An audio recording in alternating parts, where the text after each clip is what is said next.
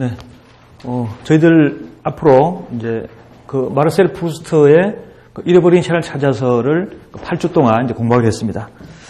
뭐 사람들이 흔히 프루스트에 대해서 많은 동경을 가지고 있지만 상당히 분량이 많다는 이유 때문에 또는 어렵다는 또 지루하다는 이유 때문에 잘 안 보는 경우가 많은 것 같아요. 그래서 우리는 용감하게 이제 그 책을 다 보진 않지만 중요한 부분을 한번 보기로 했습니다. 그래서 여기 나오는 1권에서 11권까지.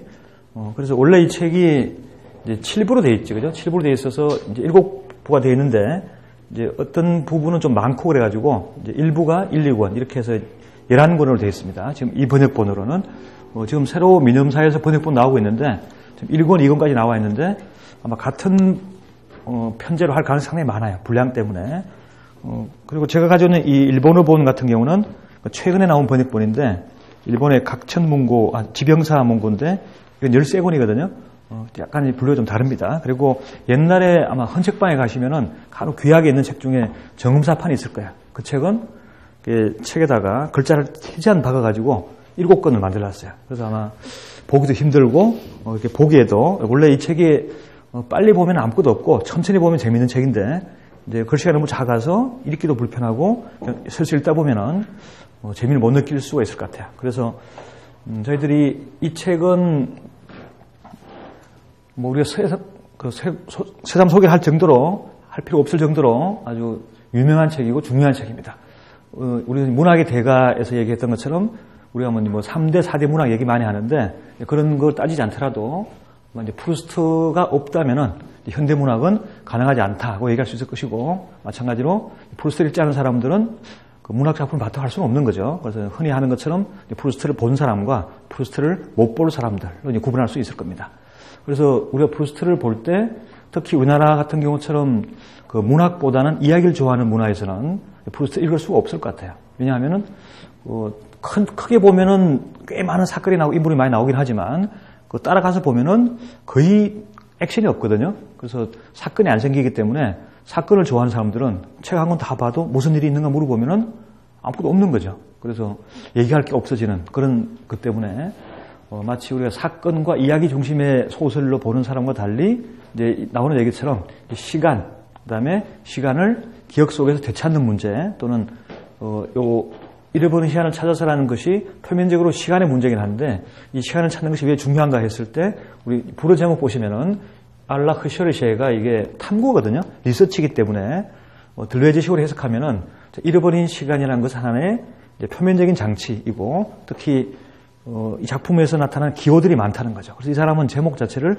프루스트와 기호들이라는 제목으로 이해를 하죠. 그래서 이제 이게 들레즈의 유명한 해설서이고 들레즈를 소개하는 중요한 책 중에 하나입니다. 그래서 프루스트와 기호들인데 이 기호들을 몇 가지 나눠서 설명하죠. 그래서 제가 설명 다시 드리긴 하겠지만 그러면서 이 사람 얘기는 우리가 방금 드렸던 그 자료에 보시는 것처럼 책을 딱 펴면은 소위 마들렌 과자가 나오죠. 유명한 부분인데 자 마들렌 과자는 내가 의도한 바가 아니라 이제 우연히 일어난 사건입니다. 그래서 이건 자발적 기억이 아니라 비자발적 기억, 인벌런터리 메모리라는 말을 쓰거든요.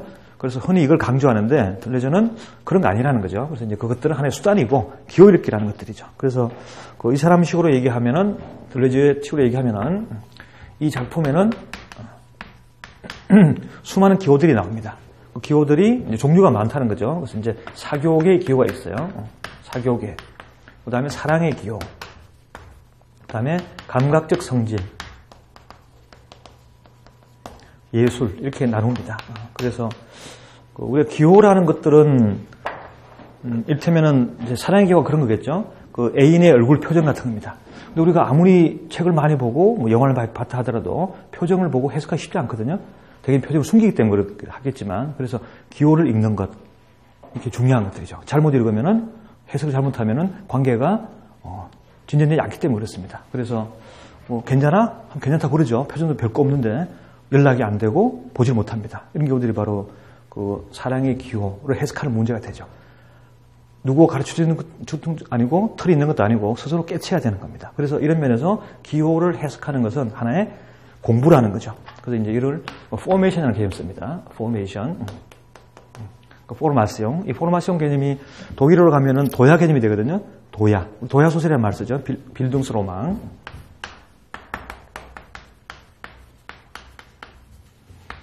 그래서 포메이션 자체가 도야 형성 과정이니까, 즉 나라는 존재는 처음부터 주어진 게 아니라 일정한 기호를 해독하는 과정 속에 성숙한다는 것들이죠.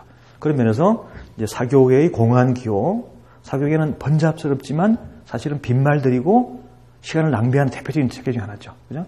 우리가 시간을 낭비하고 싶으면은 사교를 많이 하면 되죠. 그죠? 그 다음에 사랑 기호는 거짓말의 기호입니다. 이때 거짓말이라는 얘기는 사랑 속에 있는 질투도 얘기하는 것이긴 하지만, 사랑은 질투와 관련이 있고, 들레지식으로 표현하면은 사랑보다는 질투가 더 깊고 강합니다. 그래서 우리 이제 곧 보시겠지만 선의식적으로 보면은 서한의 사랑은 근본적으로 질투와 함께 이루어지는 사람들이죠. 그래서 이제 질투 사랑 있는데, 이때 이 작품에서 상당히 중요한 부분이 이 부분이거든요. 중간에 소돔과 고모라입니다. 동성애 모델이 나오죠. 그래서 만약에 사랑의 본질이 동성애라면은 여기 이제 남자, 여자가 있다 하더라도, 또 반대로 이제 여자가 있다 하더라도 그 내부 사정은 남성인지 여성인지는 알 수가 없다는 것들이죠.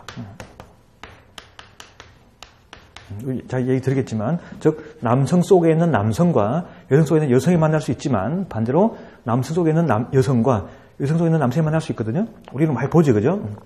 저 집 부부들은 좀 거꾸로 된 것 같아, 이런 게 있죠. 그래서 이제 그 남편은 집에 있는 걸 좋아하고 청소 잘하고 밥 잘하고, 부인은 나가서 일하는 걸 좋아하고, 그죠? 청소하려 그러면 펄쩍 뜁니다, 그죠? 발로 걷어차려고 그러죠. 그랬을 때 알고 보면 이런 경우가 있는 거죠. 이거는 이제 겉으로 남녀이기 때문에 문제가 안 되는데, 만약에 남성, 여성인 경우에 겉으로 그렇지만 속으로 남녀 결합이라면은 어떤 것인가 물어봤을 때 우리는 이야기 곤란해합니다. 바로 여기 나온 것처럼 샬리스와 쥐팽이라는 남자 애인들, 그다음에 여기 이제 나오지만 우리 갇힌 여인 사레 알베르틴이 이제 여성이죠. 주인이 이제 우리 주인공이 좋아하는 애인인데, 알베르틴은 항상 여자친구와 일을 벌입니다. 한통을 모르는 것들이죠. 자, 그렇다면은 그 사랑의 핵심에는 바로 기만이 들어있어요. 속임수, 거짓말이 들어있습니다. 그 거짓말을 읽을 수 없는 거죠. 이런 면에서 사랑의 기호를 깨닫는 과정이 바로 사랑하는 과정이 됩니다. 그죠? 질투의 기호, 거짓말의 기호.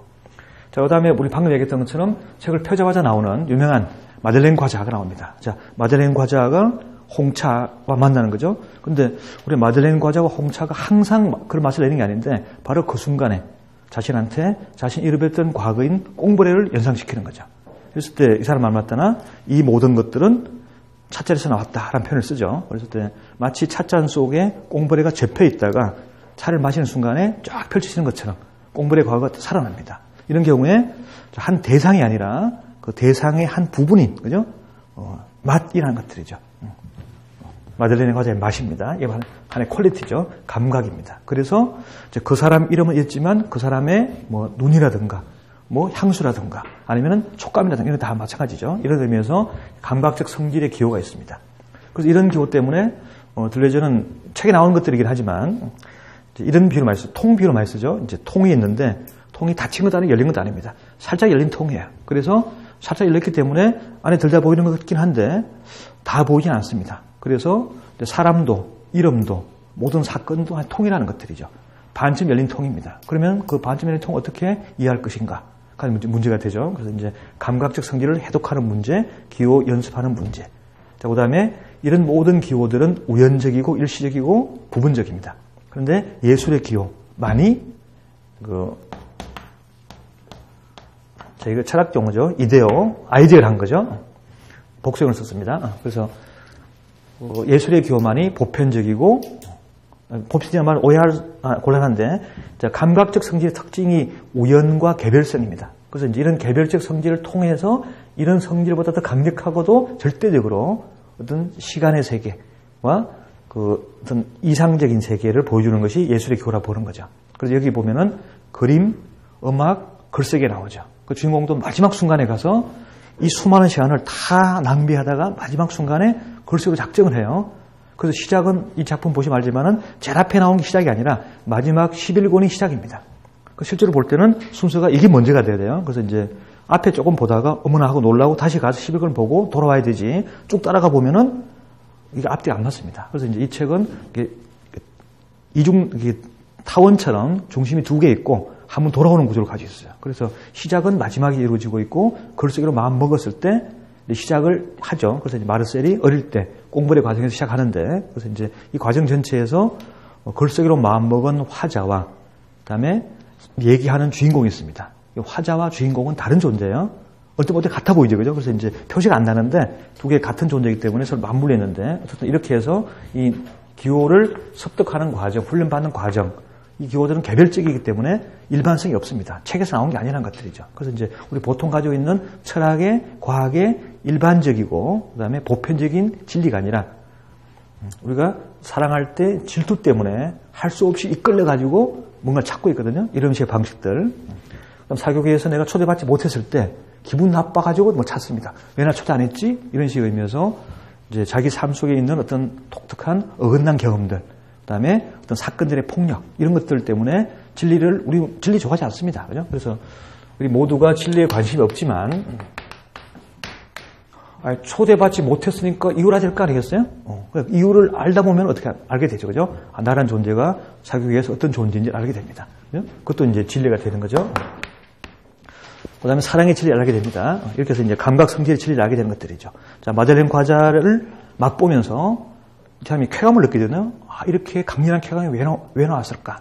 그리고 그때는 쾌감을 느끼지만 찍어 먹어보면서 그 과자의 문제인가? 하고 생각하다가 그게 아니라는 걸 알게 되는 거죠. 이랬을 때 어떻게 나온지를 설명을 못 하는 거죠. 그냥 이제 경험만 하고.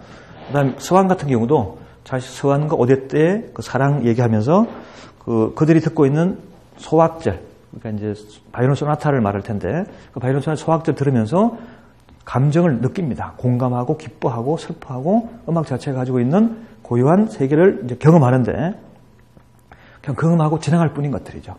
그러니까 예술 자체가 지니고 있는 절대적 보편성이라든가 엑스트라 템포라는 세계, 시간을 초월하는 차원을 가까이 가지만 그냥 잃어버려요.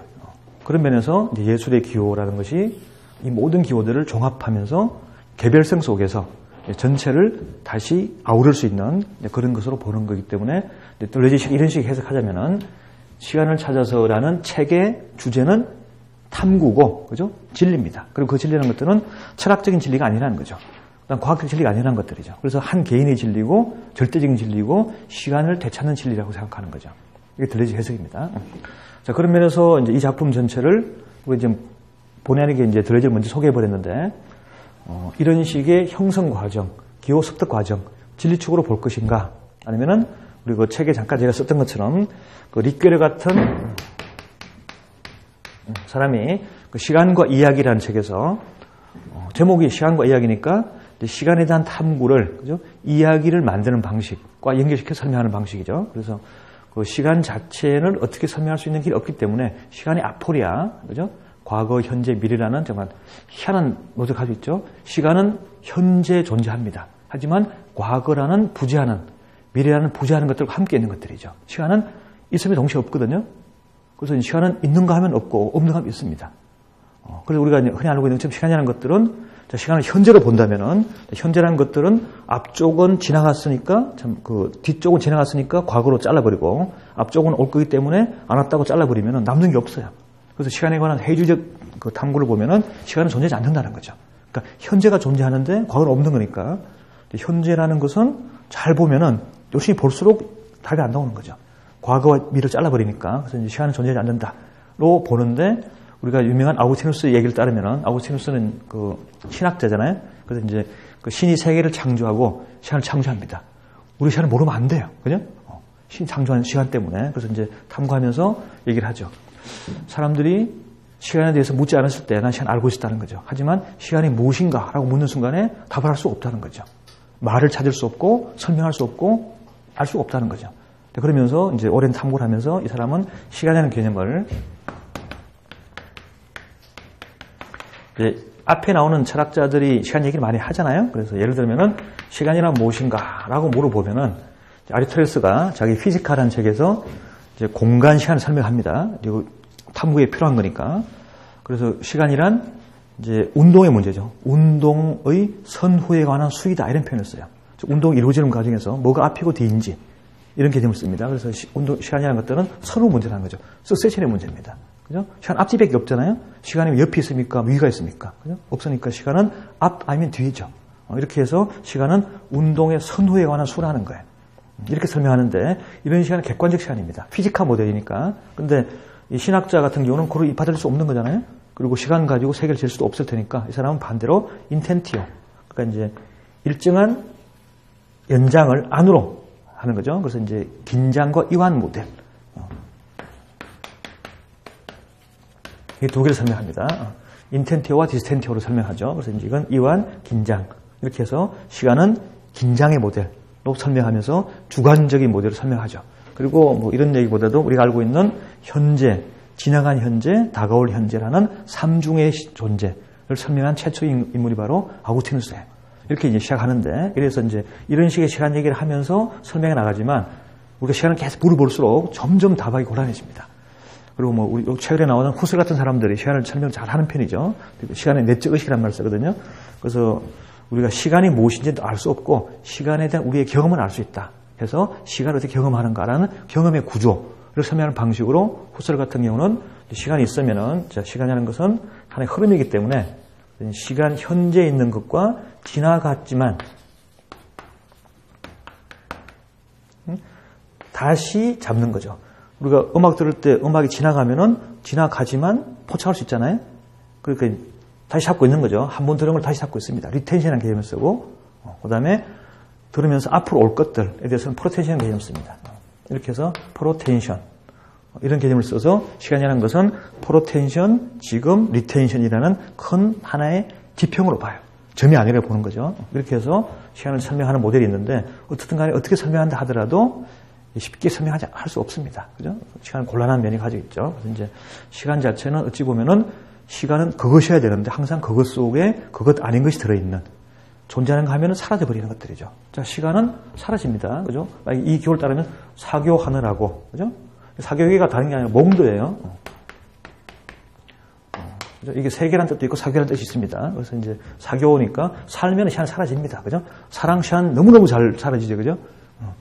그 다음에 감각적 성질 속에 시간이 가끔 남아있죠. 그죠? 그죠? 그래서 이 맛 할 때 언제 먹어본 그 맛이거든요. 5년 전에 먹어보던 그 된장 맛이 다른 곳에 남아있는 것들이죠. 시간이 이제 남아있습니다. 그 다음에 예술은 시간을 되찾는 것이에요. 이렇게 해서 시간들을 잃어버리고 찾는 과정 속에서 이런 식의 시간에 관한 얘기들을 어떻게 할 수 있는가라는 문제가 제기되는 것들일 텐데, 니케레 같은 경우는 이제 들레즈가 이 뛰어난 책을 썼기 때문에 이런 걸 부정하지 않지만 그럼에도 불구하고 이 작품 전체는 시간에 관한 이야기다. 시간을 어떻게 보고 있는가 이런 면에서 잃어버린 시간과 되찾은 시간 구조를 두 개의 중심으로 설명하는 타원 구조로 보면서 그다음에 이제 이 얘기를 서술하는 방식이 왜 독특하고 어떻게 시간이라는 것들을 공명의 구조로 설명할 수 있는 것인가라는 방식으로 비교적 온건하게 들레즈는 가장 과격합니다. 그죠? 온건하게 설명하는 편으로 이제 얘기를 이제 하고 있어요. 그래서 우리가 지금 세부적인 내용을 알 건 아니지만 이 제목 자체를 보시는 것처럼 시간을 찾는다는 탐구로 볼 것인가 아니면 시간이라는 표면적 현상과 시간의 어떤 전개 과정들에 대해서 주목하는 것으로 볼 것인가 하는 것들은 큰 도축이 될 것 같아요. 그리고 우리가 또 보고 싶은 것은 이 작품이 문학이기 때문에 단순히 철학적인 베르그송의 시간론을 형성한 것도 아니고 그 다음에 이제 우리 보통 보는 것처럼 그 프루스트가 이제 시작에서부터 그죠 기나긴 과정을 거칩니다. 수백 명을 만나고 마지막 순간에 아차에 따라면 진행할 뻔했는데 이제 우리 방금 보시겠지만 우연한 경험을 몇 번 하죠. 그러니까 이제 마차가 차가 오는 바람에 비키면서 이제 포석이 어긋나는 이렇게 비키는데 포석이 어긋나가지고 약간 움츠라거든요. 그러면서 이 느낌 바로 발베크라는 바닷가에서 알베르티나가 놀았던 그 동네입니다. 생각나는 것들이죠. 이러면서 갑자기 그 순간에 3번 가까이 이런 옛날 경험이 되살아나요, 갑자기. 그 사람이 이제 그 순간 놓치지 않습니다. 그리고 이제 또면서 이 느낌에 몇 번 놀라더니 오늘은 내가 끝장 보리라 생각하고 그 느낌을 잡아요. 그리고 이제 서재에 들어갔는데 서재에서 또 독특한 경험을 하죠. 그래서 이제 또 곧 설명드리겠지만 서재에서 이제 게르망트 백작 부인의 소개를 초청받아서 이제 갔는데 그게 상당히 늙었죠, 그죠? 그래서 이제 그 가서 이제 서재에서 책을 우연히 보다 보니까 그 프랑스와 르샹피라는 그 책을 보게 됩니다. 그래서 그 책을 보는 게 바로 어릴 때 엄마가 읽어주던 바로 그 책이에요. 그럼 이 사람이 이제 그 순간을 딱 잡으면서 이제 자기가 지금까지는 문학 재능이 없는 사람으로, 왜냐면 자기는 묘사를 못하고 설명을 못한 사람이거든요. 당시 문학은 그랬거든요. 그 사람 자기가 이제 그 재능이 없어가지고 수많은 노트를 써놨지만 계속 다 이렇게 묵혔던데 딱 얘기하면서 이거다 하면서 잃어버린 시간을 찾는 유일한 방법으로 그걸 깨닫게 돼요. 그러면서 자기가 이제 글을 쓰기를 마음 먹습니다. 그리고 바로 자기 앞에 오랜만에 와가지고, 그죠? 다 늙어가지고, 해골들처럼, 그죠? 허연 머리를 하고 와서 10년 만에 보니까 이제 죽음의 그림자를 보게 되죠. 그래서 이제 내가 죽지 않으려면은 시간은 원래 죽는 거 아닌가요? 시간이 흐른다는 얘기는 성숙이 아니라 죽음을 가지고 있습니다. 바로 죽음 앞에서 뭘 할 것인가? 라고 물었을 때 바로 마지막 기회였던 거죠. 내가 작품을 쓸 때만 쓰는 순간에 시간을 잃어버리는 것이 아니라 되찾을 수 있다라는 생각을 하게 되죠. 그것도 우연히 되찾는 게 아니라 하나의 본질적 구조를 가지고 찾는 것들이죠. 이렇게 해서 이제 곧 나오겠지만 우리가 뭐 설명 몇 번 드릴 거예요. 그죠? 시간 안에 죽는 것이 아니라 시간을 뛰어넘어서. 자, 시간 뛰어넘는다는 얘기는 우리가 신도 아니고 시간을 어떻게 뛰어넘어요? 그죠? 그러니까 시간 자체를 다른 방식으로 포착함으로써 우리가 시간을 되찾는다는 것들이죠. 그렇다면은 이 모든 과정은 죽음과 상실이 아니라 새로운 반복의 구조를 가질 것이고 의미 부여받을 것이고 작품 전체는 살아나게 됩니다. 어떻게? 음악도 아니고 미술도 아니고 바로 문학이라는 것들이죠. 그렇게 해서 이 잃어버린 시간을 찾아서는 한마디 얘기하면 불멸의 시도예요. 내가 죽지만 시간은 사라지지만 나는 시간을 되찾고 죽지 아니하고 그다음에 이 세계 자체는 문학이 존재하는 한 인간이 존재하는 한 영원히 살아서 숨쉴 것이라는 것들이죠. 그리고 실제로 그 안에서 수많은 사람이 살아 있습니다. 보시면 알 텐데 그래서 우리 보통 보는 것처럼 이 작품이 그냥 이제 주인공 마르셀이라는 사람 이름 잘 알 수 없죠. 안 나오니까 거의 이제 마르셀이라는 사람이 그냥 할 일 없어가지고 그죠? 이제 어린 시절부터 지금까지를 쭉 회고하면서 시간을 되풀이하는 그런 메모리스, 그죠? 회상록인가가 아니라는 것들이죠. 이건 바로 시간 속에 살고 있는 우리의 생명을, 그죠? 다시 부여하고 그 구조 자체를 새로 잡음으로써 이제 우리 삶 자체가 다른 차원에서 되살아나는 그런 가능성을 보는 하나의 시도가 되는 거죠. 그리고 이 시도는 이 사람이 처음 했다고 볼 수 있는 면이 있죠. 물론 문학이 처음은 아니겠지만 이런 식의 시도로, 그죠? 시간을 얘기하는 자, 시간은 무서운 겁니다. 그죠? 우리가 철학 같은 거 보시면 알지만 플라톤 같은 사람들은 시간 얘기를 아예 안 해버려요. 얘기해가지고 본질을 못 건지거든. 그죠? 시간은 태어나고 변하고 죽는 거 아닌가요? 그죠? 태어났으니 변할 것이고 죽습니다. 어떻게 할 거예요, 이거를? 안 죽는다 소리 지를 겁니까? 뭐 못에다가 뭘 박아 놓을 거예요? 바위에다가? 그죠? 바위에다가 나 안 죽을란다. 그 시간 동안 차라리 딴짓하지. 그죠? 시간만 낭비합니다. 어쩔 수 없는 것들이죠. 그런데 이제 프루스트는 시간 속에서 시간을 잃어버리지만 동시에 시간을 찾는 방법을 자기가 찾아내는 거죠. 이런 얘기를 이제 왜 하는가 하면은 철학자 베르그송은 시간 그런 얘기를 하죠. 이렇게 비유를 씁니다. 이 사람은 과거를 중시한 사람인데 자, 기억을 이렇게 비유해요. 원뿔에다가. 그래서 예를 들면은 내가 누군가를 만났을 때 아주 바쁘게 뛰어갈 때는 꼭지점처럼 딱 기억이 하나밖에 안 남습니다. 그런데 조금 여유가 있으면은 어떻게 합니까? 그 사람을 봤던 주변 기억이 다 같이 나겠죠. 사건들이 이제 조금 더 여유 있게 만들어지죠. 그리고 아예 할 일 없어가지고 그 잠잘 때쯤이라든가 쉬고 있을 때는 어떻게 합니까? 그 낮에 본 그 사람의 기억들이 다 되살아납니다. 주변 풍경들이. 그러니까 이 사람 어떻게 보면은 기억을 원뿔로 보면서 이 기억과 이 기억과 이 기억. 기억이 몇 개로 보는 거죠? 기억이 여러 개 있는 거죠. 층들이. 이렇게 해서 기억 전체를 이 사람은 온전하게 봅니다. 인간은 기억을 잃어버리지 않는다는 것들이죠. 그래서 인간은 완전한 기억을 가지고 있고 또 기억을 어디 가지고 있는가 하면은 뇌에 가지고 있는 게 아니라 기억 속에 가지고 있다는 얘기를 해요. 말이 돼요? 기억 속에 기억을 가지고 있다. 기억은 기억 속에 있다. 이런 식의 표현을 씁니다. 뇌 속에 없다는 거죠. 만약에 기억이 뇌 속에 있다면 어떻게 될까요? 상자 열어가지고 보면 되나요? 또 왜 기억이 됐다가 왜 까먹죠, 기억을? 상실증이 왜 걸리는 거죠? 기억이 있을 텐데, 그죠? 왜 못 꺼내는 거예요? 이런 것들 문제되죠. 이렇게 해서 이제 베르송 같은 경우는 이제 이 사람 표현을 보면 현재는 지나가고 기억은 존재합니다. 보통과 좀 다른 개념이죠. 우리 보통 현재가 지나가고 기억은 현재가 존재하고 기억은 사라지는 건데 이 사람은 기억이 존재하고 현재 사라지는 것들이에요. 그래서 현재는 기억 속에 쌓입니다. 때로는 가냘프게, 때로는 여유 있게, 때로는 풍성하게 쌓이는 것들이죠. 이완 수축이죠. 이런 식의 모여서 내가 한 사람을 볼 때 오늘 보고 내일 보고 그 다음날 볼 때 같은 기억을 3번 갖는 게 아닙니다. 그래서 이게 이제 차원을 이렇게 그릴 수 있겠죠. 이렇게. 그래서 이제 기억이 몇 개 있는 거죠? N개가 있는 거야. 그래서 어떨 때는 3번이, 어떨 때는 7번이, 어떨 때는 마지막에 나타납니다. 근데 모든 기억들의 내용은 같은 거거든요. 그렇지만 같은 계기를 하더라도 이게 긴장된 상태하고 수축해서 좀 다른 것들이죠. 이렇게 해서 베르송은 기억 자체를 독특한 방식으로 설명해요. 그래서 기억이라는 것은 기본적으로 반복 구조인데 어떤 반복인가 하면은 똑같을 수 없기 때문에 다른 반복이라는 개념을 씁니다. 이렇게 설명이 베르송 모델인데 자, 이런 식의 모델이 영향을 미치긴 하죠. 하지만 이런 식의 철학적 얘기가 아니라 이런 철학 얘기 가지고 어디다 써먹을 것 같아요?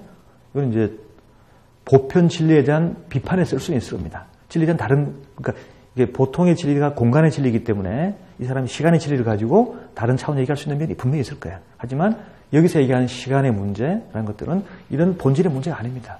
그렇게 해서 이런 얘기들을 구체적인 과정 속에서, 그죠? 정말 이렇게 수많은 차원들을 한 기억이 아니라 수많은 기억들을 동시에 모아가면서 이제 마치 거대한 성당의 그 수많은, 그죠? 스테인드 글라스의 재료가 다 다르지만 전체가 개별적으로 살아있지만은 거대한 하나를 만들 수 있는 하나의 그 연주인 것처럼, 그 다음에 건물인 것처럼 기억을 짜맞추는 것들이죠. 그리고 그 보시는 것처럼 가장 그 이사 볼 때 순전 오해가 뭐죠? 아, 마르셀이 산대로 기억했나 봐.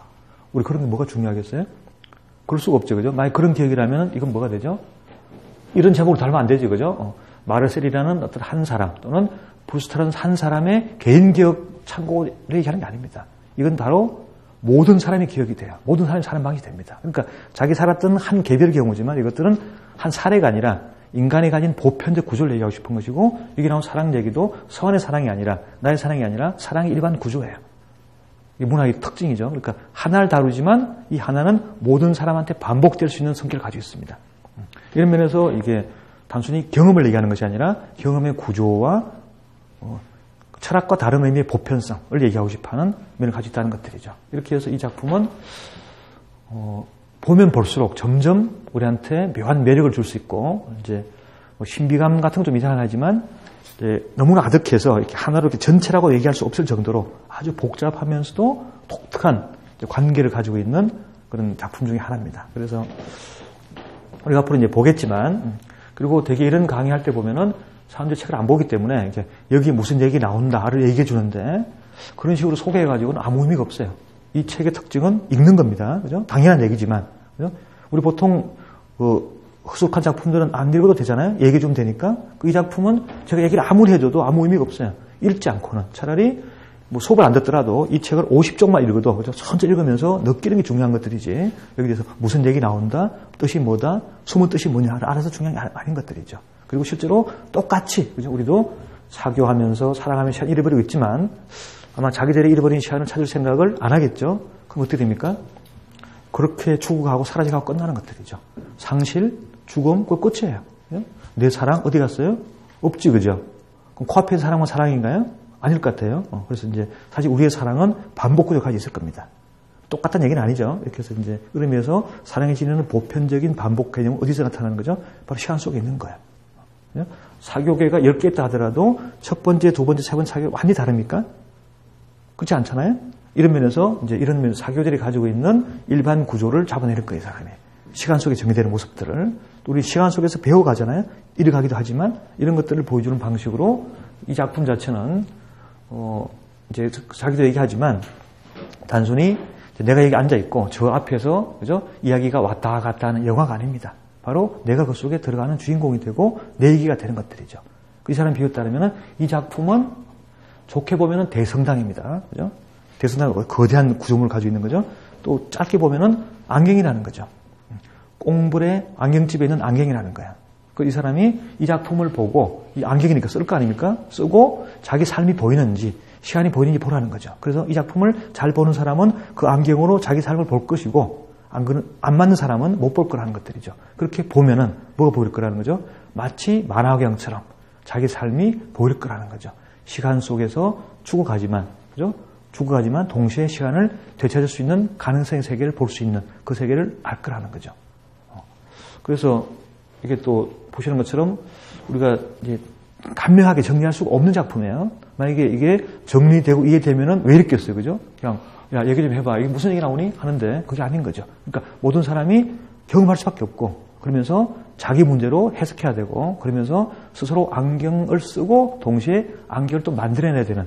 그래서 결과적으로는 이 사람 좋아하는 대성당 또는 종탑의 구조를 스스로가 만들어낼 수 있는 그런 세계를 보여주는 것이 특징입니다. 그래서 뭐 내용들은 이제 보시는 이런 것들이죠. 이제 서한이 집 쪽으로 해서 서한이 그 사교계에 뛰어난 총한데 결혼을 잘못해가지고 그죠? 오데떼라는 그 화려의 여자가 결혼하는 바람에 망한 겁니다, 그죠? 그 얘기예요. 그래서 이제 이게 자기들 갈 때 산책로 2개 있어요. 메제글리제라는 쪽에 산책로가 있고 게르망 떠 있습니다. 그래서 이제 이쪽 길은 부르주아의 길이고 이쪽 길은 귀족의 길이에요. 2가지 길이 있습니다. 그래서 보시는 것처럼 서한의 집 쪽으로 가는 길은 이제 서한의 부르주아적 세계, 그 다음에 잘못된 사랑의 세계예요. 게르망 뜨는 내가 범접할 수 없는 귀족의 세계이고 아득한 세계이고 다른 세계입니다. 이 두 세계는 다른 세계예요. 공존하지 않습니다. 그래서 이제 두 산책로가 나타나죠. 그리고 여기서 바로 이제 첫 번째 꽁브레죠. 꽁브레 어디 있느냐? 없어요. 그래서 이 작품 때문에 꽁브레를 만들어 놨어요. 이 작품 읽으라고. 그래서 이제 이건 가짜 도시인데 프루스트가 만든 도시가 꽁브레예요. 그래서 보시는 것처럼 꽁브레는 해소법이 이제 뭐 종탑이고 길 뭐 다 만들어가지고 지금도 파는 사람이 있다는데. 자, 이렇게 해서 꽁브레에서의 자기 삶의 출발점이죠. 그래서 보면은 이제 자기가 이제 엄마의 저녁 인사를 기다리는 모습들, 그죠? 대고모의 뭐 모습들, 그 다음에 꽁브레 저녁을 언제 먹고 이런 거 다 나옵니다. 그래서 이제 이런 것들 속에서 꽁브레가 회상되면서 이제 회상조로 시작되다가 서한의 사랑 같은 경우는 3인칭으로 바뀝니다. 그래서 이제 서한은 이제 앞으로 나타날 자신의 알베르틴과의 사랑의 앞쪽 모델이에요. 이거 실패하는 모델입니다. 그래서 서한이 자기 대신에 그죠? 사랑을 해줘요. 그래서 이제 서한의 사랑을 서한 오데떼의 사랑을 보여줍니다. 그게 이제 1권, 2권이 되죠. 이렇게 해서 이제 사랑과 질투, 그다음에 수많은 거짓말들 이런 것들이 이제 쭉 배경을 깔리고 사랑 속에서 이제 간간히 이제 동성애적인 모델 같은 것들이 이제 나타납니다. 그다음에 이제 주인공이 이제 성장해서 이제 바닷가에서 아가씨들이죠. 아가씨들이 꽃처럼 피어 있어요. 그 바닷가에서 이제 놀면서 아가씨들 뒷공을 쫓아다니면서 사는 세계들입니다. 여기서 알베르틴을 만나거든요. 그래서 이제 여기에서 이제 아가씨들의 사랑, 그다음에 그 화가를 만나죠. 그래서 이제 그 화가의 예술의 세계. 근데 이때는 사랑에 바빠가지고 예술 관심이 없습니다. 그래서 이제 이 사랑과 예술의 세계를 보여주는 것이 두 번째 되고, 그다음 이제 게르망트. 이제 프랑스 발음이 재밌죠.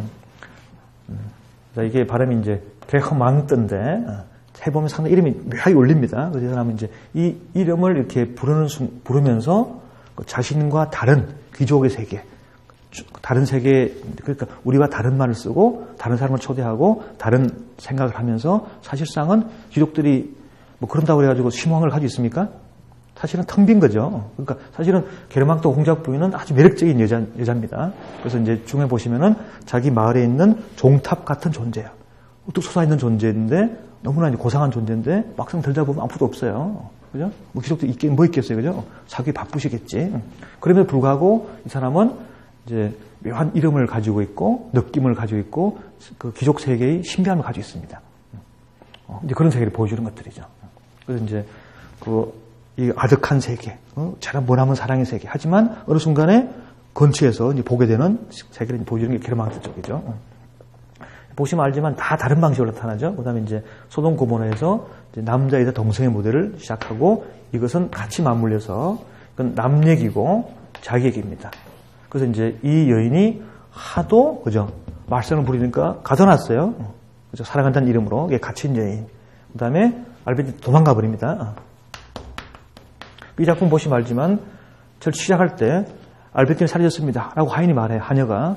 그리고 그 얘기가 계속됩니다. 아무것도 없어요, 사실. 그래서 이제 회상 계속 하면서 우리 보통 사람 사라지면 가슴 아프지만 몇 번 하다 끝나잖아요. 100페이지 계속 나옵니다. 끝까지 나와요, 이 책이. 이 한 장면이 계속되는 거예요. 그러니까 우리 보통 소설 읽을 때 뭐죠? 알베르틴 갔어. 어디 갔는데? 이게 되는 게 아니라 물론 이제 중간에 죽기도 하지만 사라진 알베르틴이 딴 데 가서 하다가 죽는데 그게 한 100쪽을 읽어 나와요, 뒤에 얘기가. 그 다음에 알베르틴이 죽으면은 그 알베트는 질투 사라지나요? 아니라는 거죠. 또 살아있습니다. 이런 식의 방식으로 이제 여기 고모라의 세계, 내가 도저히 가다할 수 없는 사랑의 세계, 바로 그 속에서 이제 뭔가를 배우게 되는 것들이죠. 이런 식의 세계. 그다음에 마지막에서 우리는 보게 되겠지만 그 게르망트 공작 부인이 빨리 죽고 이제 여기 보시면은 베르디랭이라고 있습니다. 그죠? 아주 약간 이상한 그 부인이죠. 그러니까 이제 뭐 별로 교양도 없으면서 잘난 체하고, 그죠? 아무도 초대 못 받는 얼간이들만 모아가지고 연애를 하고 있는 그런 이상한 집단이거든요. 소규모 집단이라고 그러는데, 그걸 뭐 잘난 척 해요. 그런데 이제 그 집단의 그 부인이 나중에 게르망트 공작 부인이 됩니다. 그래서 이제 이 사람이 초대를 하는 장면이죠. 그래서 이제 요양소에 갔다가 몸이 회복돼가지고 이제 와서 이제 초대받아서 이제 가서 마지막 장면에 이제 그 시간의 그 어떤 그 마주침들을, 그죠? 우연히 겪으면서 자기가 이제 글을 써야 되겠다라고 결심하고 끝나는 장면이 바로 이제 되찾는 시간. 그리고 여기 보시면은 그 이제 시간이 무엇이고 예술이 무엇인지에 대해서 자기가 상당히 마치 뭐 강의하다시피 좀 약간 심하게 말하면은 자기 생각을 다 밝힙니다.